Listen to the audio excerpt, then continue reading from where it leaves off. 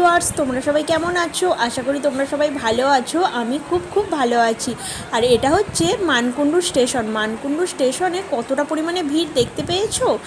এতটাই ভিড় যে আমি তো ট্রেনে উঠতেই পারছিলাম না। শেষমেশ জেনারেলে উঠেছিলাম, উঠে আর আমার মুখ চোখ চুল তো একদম পুরো ধস্তাধস্তিতে নষ্ট হয়ে গেছে। মানে খুব খারাপ পরিস্থিতি। তোমরা সবাই জানো যে চন্দননগরে ঠাকুর দেখতে গেলে মানে এই সময়টায় কতটা পরিমাণে ভিড় হয়। তো হ্যাঁ গাইস, প্রচুর ভিড় হয় আর খুব সাংঘাতিক অবস্থা থাকে। তো চলো, এখন আমরা রোডে চলে এসেছি।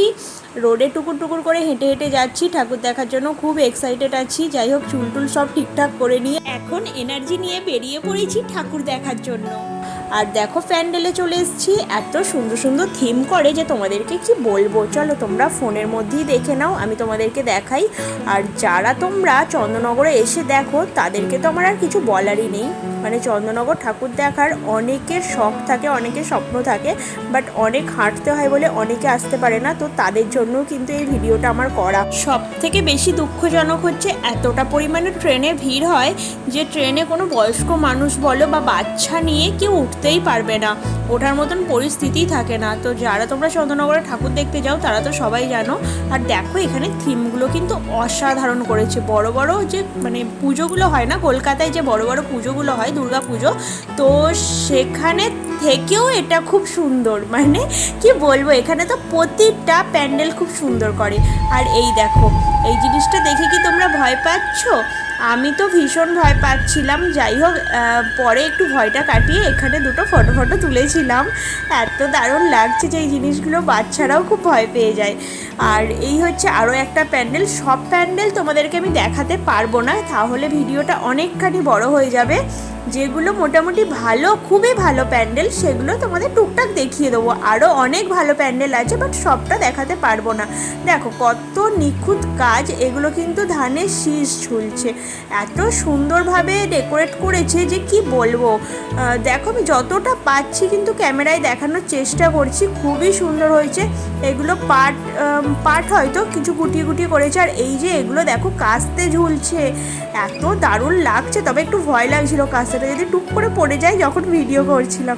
যাই হোক, ওখানে আর বেশিক্ষণ দাঁড়ালাম না, চলে এলাম ওখান থেকে। আর এটা হচ্ছে গরুর গাড়ির চাকা। মানে এটা কি থিমের উপর করেছে আমি ঠিক বুঝতে পারলাম না, তবে অসাধারণ হয়েছে।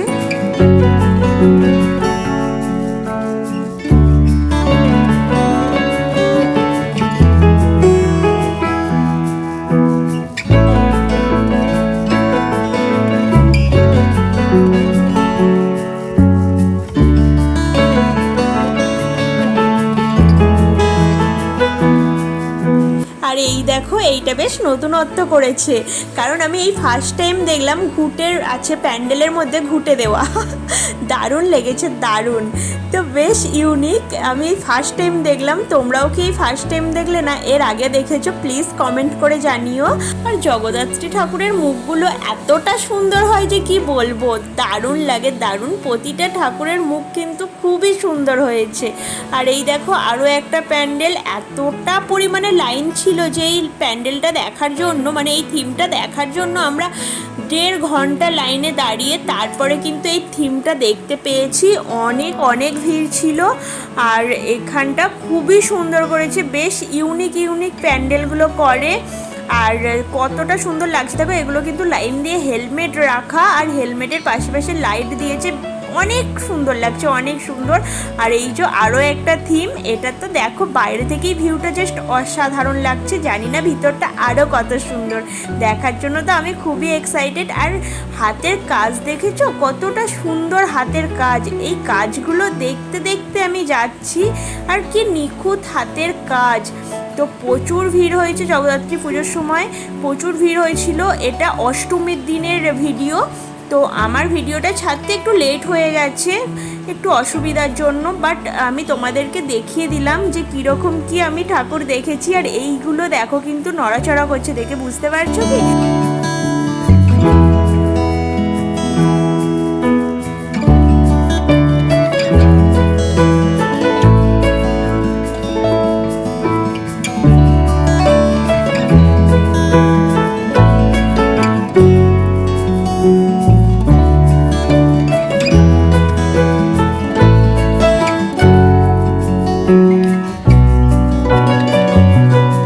ভিতরে কিন্তু প্রচণ্ড গরম লাগছে। আসলে এতটা ভিড়ভাড়টা বলে হয়তো গরম লাগছে, বাইরেতেও যে খুব ঠান্ডা লাগছে সেরকম কিন্তু না। নর্মালি যখন বাইরে বেরোই বেশ মানে ওয়েদার ভালো, মানে ঠান্ডা ঠান্ডা পড়ে গেছে, কিন্তু আমরা যখন এতে গেছিলাম, চন্দননগরে গিয়েছিলাম, একদমই ঠান্ডা লাগছে না, প্রচণ্ড গরম লাগছে। দেখো গরম লাগার কারণটা দেখাই তোমাদেরকে, দেখতে পাচ্ছ এতটা পরিমাণে ভিড় থাকলে কি গরম লাগবে না বলো?